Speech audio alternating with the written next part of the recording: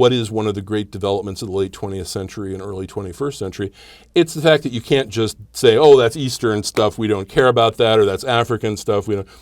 And that's always been my approach to philosophy. Part of the reason why I chose to write my dissertation on free will is you can't just do it without also talking about identity, without talking about ethics, without talking about psychology. So it gave me the liberty to have the sort of breadth that I like in intellectual activity, as opposed to the sort of hyper-specialization that has dominated academic life, so much so in the second half of the 20th century, particularly in the humanities, where that which used to be something which would involve, again, knowing something about history, knowing something about literature, knowing something about language, now more and more becomes specialized. And then as it does, now you get sociology, anthropology, psychology, and you get all these what are sometimes called silos that are never actually talking to one another.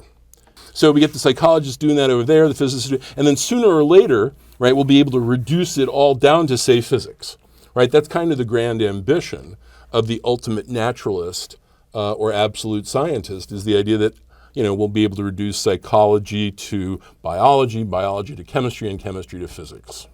It would be absurd to imagine any great virtuoso musician actively choosing each instance in terms of, oh, now I'll, you know, move to the second fret and apply X amount of force. No, at a certain level of mastery, that sort of expression rises to a level that seemingly transcends the kinds of choosing and deliberating mind. I find that very interesting. But now we start moving into a domain where Western philosophy has a lot of difficulty talking about. On the other hand, Eastern philosophy has, I think, a great deal more to talk about in terms of activity that flows through an agent, that an agent has cultivated and developed, but at the end of the day, that activity that comes out is spontaneous, right? And that's the sort of thing of Jimi Hendrix performing on stage, not knowing what exactly is coming next, but as a virtuoso, allowing it to move through him. So that aesthetics, in terms of mastery, the things where we say, you know, oh, I don't even know where I came up with that when I created that dish as a great chef or something like that. Innovation, right? That kind of inspiration. That seems like that's coming from a place that's different than our deliberating rational mind, moving like up a step. And that's a tough one. I mean, that's really interesting. But as I say, Western philosophy doesn't have much to say about it. Not what you were getting at. It's funny. It's one of those things where I was having both ideas simultaneously. I was asking about this idea of the will that precedes free will. And it's something you only really get when you really get to know musicians. Like, they can sit down, like, for example, like Senegalese drummers, like jazz musicians, you're like, okay, listen, we're going to go into this key, we're going to do this chord progression, and do variations on it. They may not know the exact variation they'll do, but they know the scale they'll run through. And so in a very active, expressive way, make a variety of extremely technical choices and employ them. Or like, for example, like a really talented actor, like a really talented comic actor, like someone who's commedia dell'arte, right? Or even like Mozart, just this idea of just how much of Mozart just running through scales. So on the one hand, you have this whole thing of like, yeah, this, how does the musician just sing the song that's never been sung? But on the other hand, wow, they're really good at just running the scales when they need to. And like, again, like a politician, like if you saw like Bill Clinton, like he could get out and do Bill Clinton. And Donald Trump too. Great rhetoricians, by definition, are people who are good at swaying human emotion through persuasion. And clearly, you know, when Trump is doing his shtick, right, he's off somewhere. And, you know, anybody who's really listening to what he's saying is going, what did he just say? But again, he can move the crowd. You got to have structure before you can go to the unstructured, spontaneous activity. You can't just walk in and say, okay, guys, just play. Right? You got to have some structure that you're working within. But then once you're within that structure, again, if you've also mastered your scales and you've mastered your basics, now there's that room for innovation where something comes out that you couldn't really predict, right? Again, it's not like you were actively choosing that thing that popped out. It just came out and you go, ooh, that was cool. Did you get that on tape? Let's reel that back and figure out how that worked. Same thing with the martial arts, swimming, right? Any activity that you do a lot of and gain mastery at, there is a point where you don't even really have to be thinking about it actively. But if you're fully engaged in it, again, some sort of new innovation can come out of it. I find that really interesting in terms of what do we say about that in relation to all that we've been talking about today in terms of agency and free agency. And for example, in the Buddhist tradition, it's talked about as no mind, right? Reaching a state where you're not actively overthinking or even thinking, right? Yeah. So you've got the child mind, which has to learn how to do stuff. And then there's the adolescent mind and then the adult mind, and it's developing. But the furthest thing is retrieving that beginner's mind. Yeah, it's Zen mind, beginner's mind. Right, precisely. Yeah, precisely.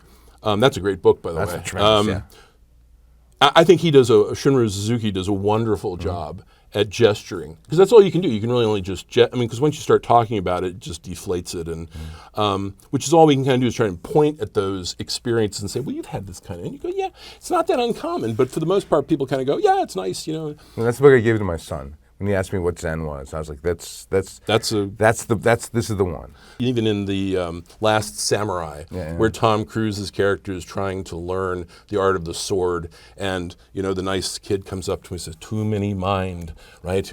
Blind mind, person mind." It's like no mind, and then of course, Cruise does it beautifully. It actually ties with the great swordmaster.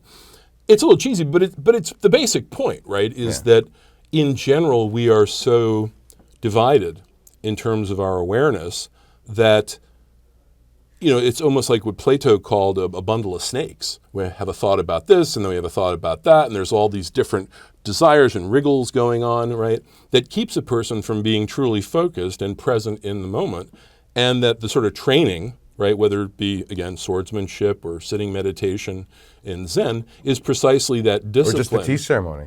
Tea ceremony, or even going back to our guitarist, right? I mean, being fully absorbed in the activity of playing the guitar, that there's a point where it seems to transcend, again, even what we would call free agency. And it's also really striking that things like Satori in the Japanese Zen tradition, or Nirvana, right, in Hinduism, is precisely also identified as freedom, as liberation. Right, because it's letting go of the enslavement that we typically have to our ego.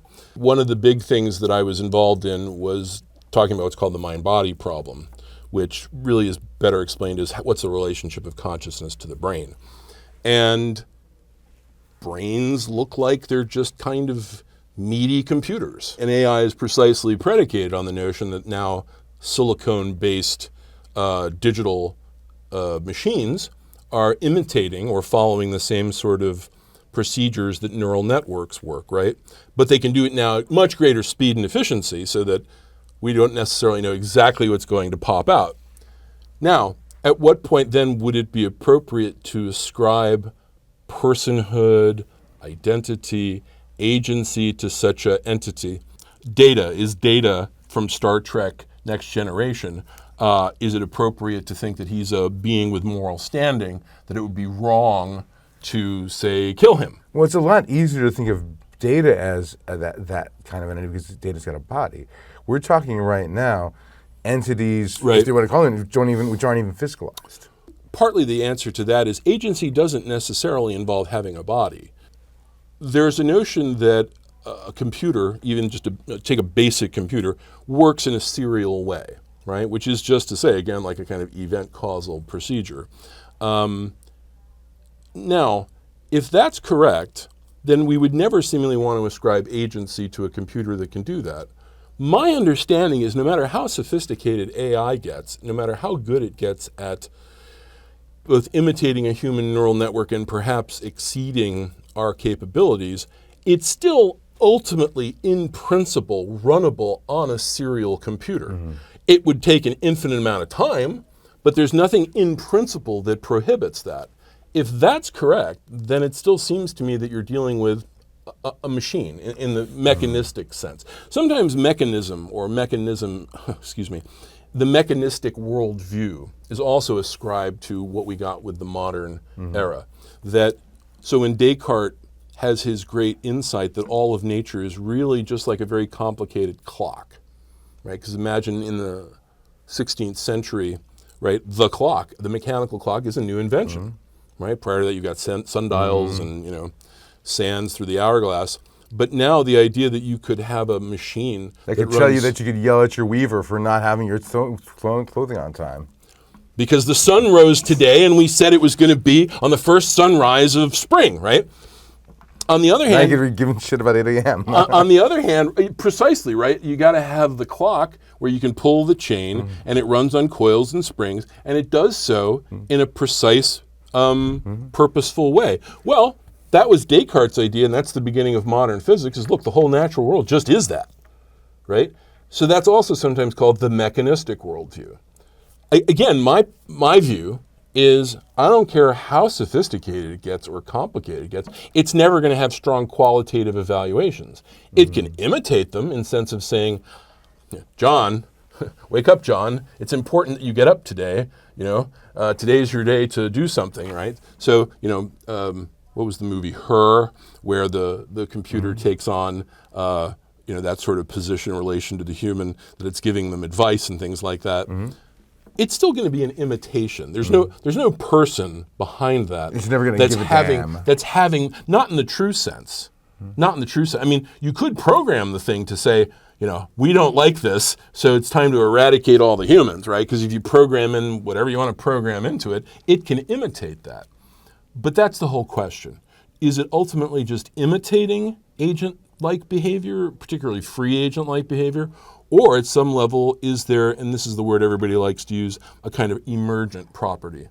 Something that is not really fully predictable if you're just talking about the nuts and bolts and springs and circuits, but something that with a high enough level of complexity emerges out of it. But at what point in time is the biological mechanism enough to create consciousness? Yeah. Yeah. Well, let me give you a famous thought experiment. So maybe you've heard this one. So this comes from a philosopher by the name of Frank Jackson in around 1977, I want to say. He writes an article called What Mary Doesn't Know. And the idea runs something like this. Imagine that there's this woman named Mary who's a brilliant neuroscientist, and she knows everything there is to know about normal human color perception. But she knows all this from within a black and white room, and she's learned all the information that she has from a black and white computer and a black and white monitor, and I don't know, imagine she's also an albino, so she's only ever seen her white skin and black eyes. If universal causal determinism is correct, if the purely objective standpoint can genuinely explain everything, then seemingly, again, Mary can know everything that there is to know about normal human color perception. And now we ask, if Mary were released from her black and white room and saw grass in natural light, would she learn something new? What do you think? I think absolutely. Okay. You got a very strong reaction. Yeah, yeah. Absolutely. So this is sometimes also called the knowledge argument. Yeah. That even if one had a complete, and this is the important part, a complete objective account of reality, it would still leave out important elements that are real. For example, the color of green grass. So that's what that thought experiment is designed to show. And it seems to me, if that's correct, then no matter, again, how sophisticated or complicated or brilliant a computer program can do what it does, it's never going to have an experience of seeing green.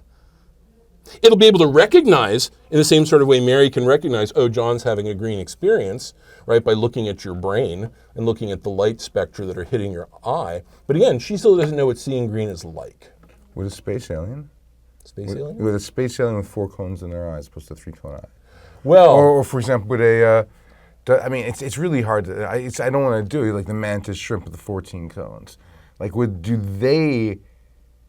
No, well, I don't want to use it. But it's just the space. It's the space alien. Like again, like no, I think it's perfectly fair. Alien, yeah. I think it's perfectly fair to say that is it the mantis shrimp?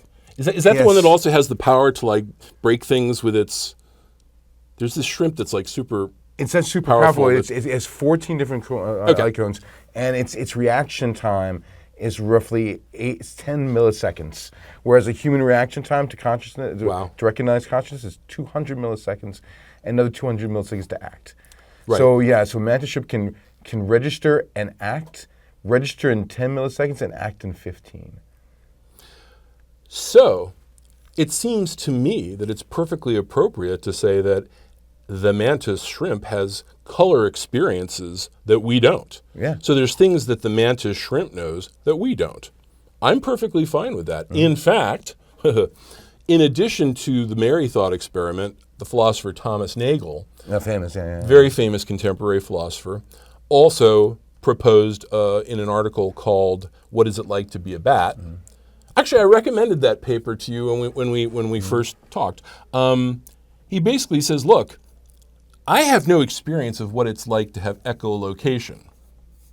On the other hand, bats, right, primarily navigate by echolocation. They have very poor eyesight, apparently, and that's something that it's like to be a bat. And his idea is that that's really what consciousness truly consists in, is having this experience of what it's like. And again, the idea is, I know what it's like to be a human, but I don't know what it's like to be a bat. And even if I knew everything that there is to know about bat brains and bat anatomy and bat behavior, let's imagine I even hang upside down and hang out with the bats in the caves, and I get good at predicting, like, oh, this bat likes that bat. I'm still never going to know what it's like for a bat to be a bat.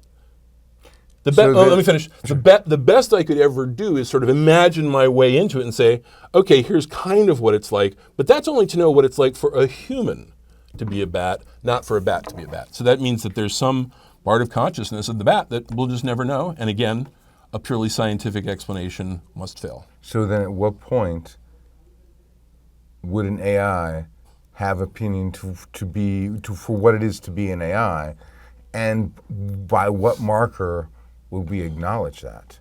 And again, or is that even possible? No, so one of my professors at Riverside is a very famous contemporary philosopher named Eric Schwitzgebel, who has actually a blog called The Splintered Mind. And he's a very knowledgeable fellow about cognitive psychology and computers and stuff. And he's someone who's really trying to motivate the idea that, yeah, we may really have to try and answer these sorts of questions. Maybe I'm getting myself off too easily on this one. But again, it just seems to me that if the computer could never know what it's like to see green, it's certainly not going to be able to have the sort of higher order evaluations we were talking about earlier. For example, in what does truly courageous activity consist? I could teach the program to recognize certain kinds of actions, given certain circumstances, to say, oh, that was a courageous action. But of course, it's never going to have the experience to know what it's like.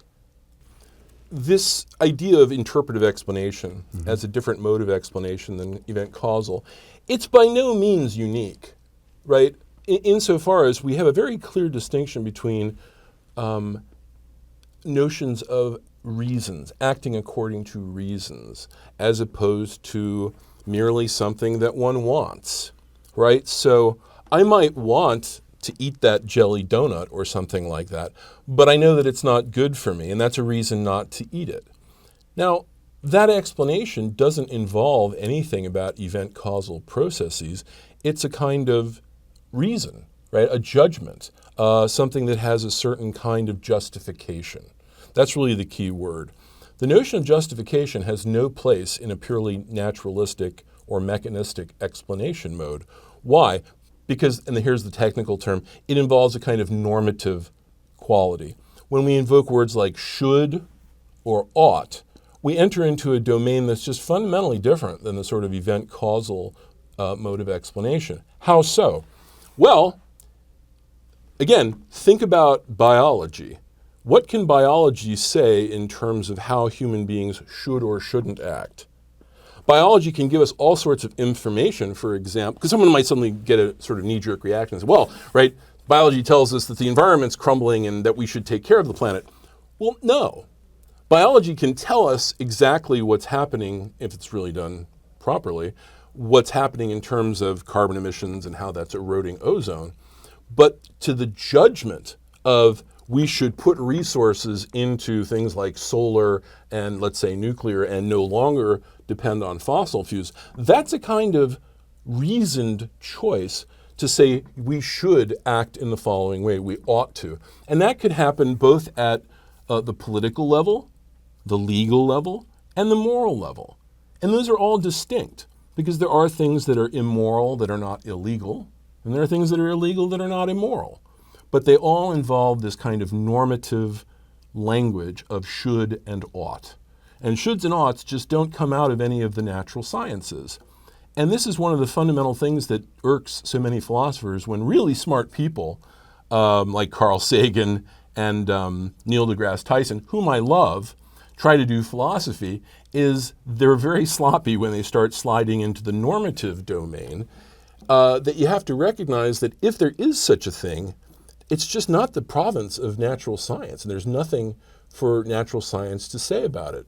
Thomas Nagel, who we mentioned earlier, famously, I actually had the opportunity to study with him at NYU, famously would say, science has nothing to say about meaning, math, morality, and mind, consciousness. Right? That was his famous little saying. And what he meant by that is, when we're dealing with consciousness, as we talked about earlier, we're talking about qualitative experiences, what are also sometimes called qualia, I should mention that. In the moral domain, we're talking about judgments about whether a person should or should not be punished or blamed for an action. In the legal dimension, we're making a judgment about whether a person should or should not be punished, right, or put incarcerated.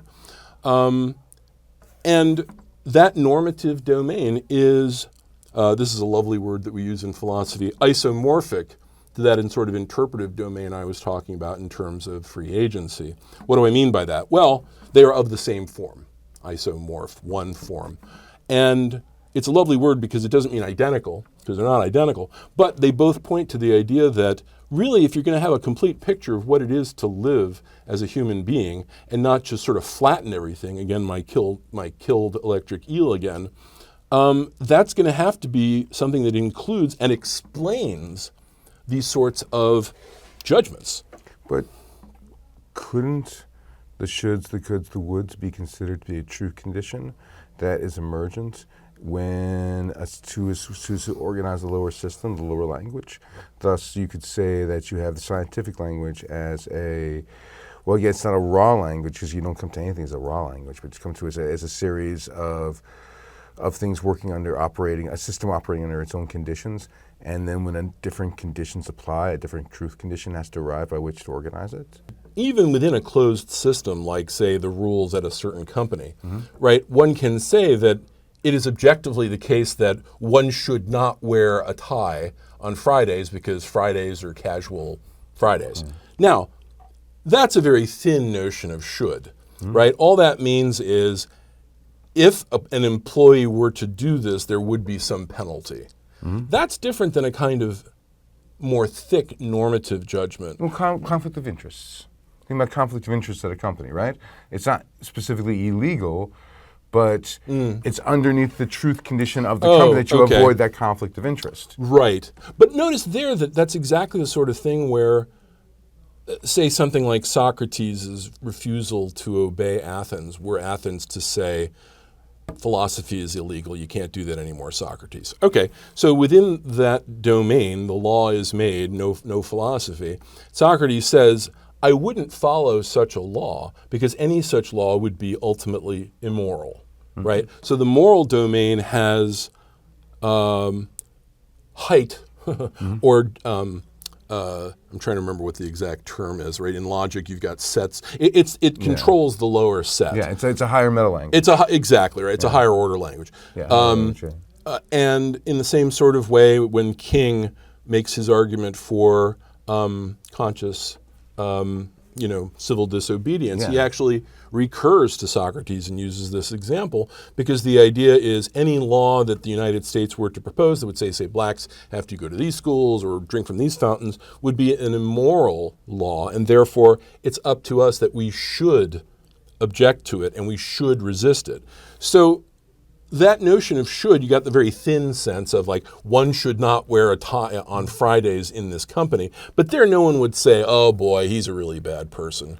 But right? again, you might say he's a bad employee, but he's not a bad person. But again, the point is, my point is that Dr. King had to get up there and argue for that. He had to justify it. He had to fight for it.